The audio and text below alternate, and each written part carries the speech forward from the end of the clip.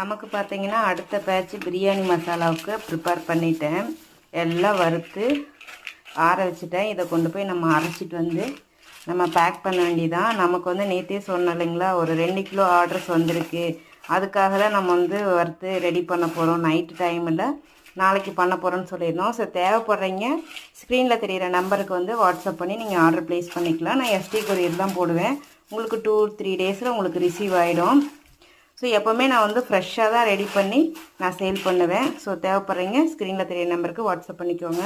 இந்த பக்கம் பார்த்தீங்கன்னா நல்லா காஷ்மீரி மிளகாய் போட்டு நான் வந்துட்டு வறுத்து ரெடி பண்ணி வச்சுருக்கேன். காரத்துக்கு வந்து நீங்கள் எதுவுமே ஆட் பண்ண வேண்டாம், இதிலே காரம் எல்லாமே இருக்கும்.